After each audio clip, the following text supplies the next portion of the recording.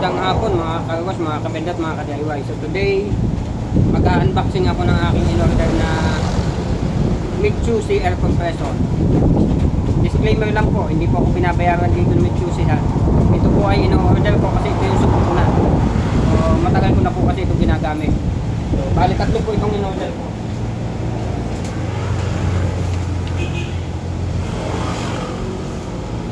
Unboxing at saka testing na rin po ito.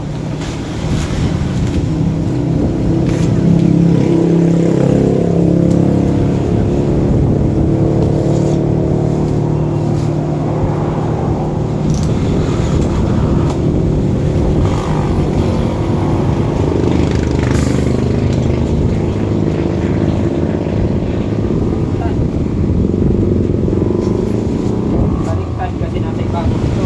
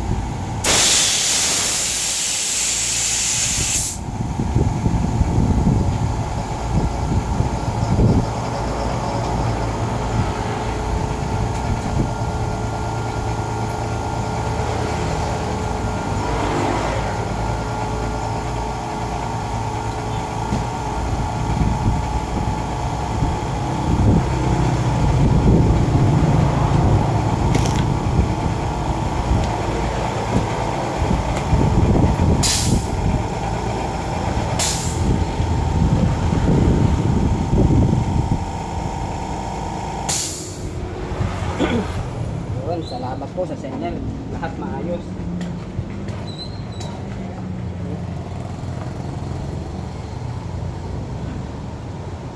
Kakaiba lang. Bagay ako. Hindi ba ngayon?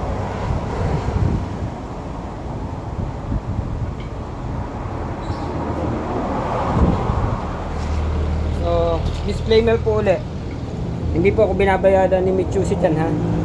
Yan po ay ang subok ko ng gamitin. Kaya yan po lagi ang binibili ko. So, kagaya po ng isang ito. Ito pong isang ito. May tatlong taon ito sa akin ito. So, napakalaking bagay po kasi tumagal siya ng 3 taon mahigit. Nagagamit ko pa siya hanggang ngayon. Okay na okay pa po ito.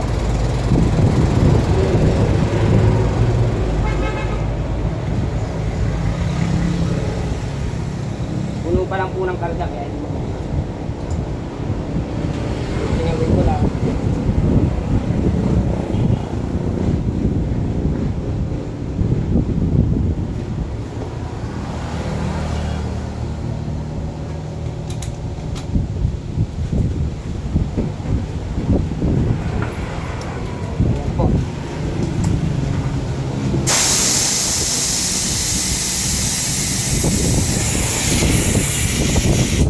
Yan po, napakatahimik pa ng motor. 3 taon na po mahigit yan sa akin. Yan po ang kauna-una akong binili. Yung pong motor lang. Kasi ito naman po ang pinakatangke niyan. Inilipat ko lang po itong motor na ito doon sa maliit. Kasi po itong, although may nabili po ako dating isa, ito naman po nasira na. Nasira na po itong isa ito. Pero nare-repair pa naman po, hindi ko lang masikaso ito repair. Ito naman po ay tumagal naman siya ng mahigit 1 taon. So, sulit pa rin naman kasi tumagal siya ng mahigit 1 taon. Para sa presyo niya. So, ang kuha ko pa sa Lazada niya, ikulang-kulang 4,000 kada isa. So, napakalaking bagay po. Yan po ang aking subok ng gamitin, kaya laging ito po ang binibili ko. So, Mitsubishi, baka naman. Napakarami ko na na-order niya. Kay Mitsubishi. Kaso hindi niya pa rin ako nakikilala. So yun po. Matatag po siya, matatag. Siguro meron lang talaga mga hindi nagkakataon na hindi natin maintindihan kung factory defect. Kasi yung iba sabi nila dumating sa kanila sira. So wala po tayong magagawa dyan. Pwede na maibalik yan. Ibalik nyo po doon sa seller. Pero ito po, sa tagal ko naman at medyo marami naman ako nabili sa kanila, kung hindi lang po ito ata mahigit 10, ay ito lang po nasira, itong isang ito mahigit 1 taon bago nasira. Sulit na yun naman. Ito naman po ay gumanit lang yung pinakamotor niya, gumanit lang. So hindi ko pa lang talaga masikaso ipagawa. Siguro pag nasikaso ko, kasi ang dami ko pa pong gawain, pag hindi ko siya priority ipagawa ngayon, saka ako na lang siya ipagawa. Sulit pa rin naman ang pakinabang niya. Napakabilis magkarga. Yung pong kagandaan niya, dahil nga maliit ang tangke, mabilis magkarga.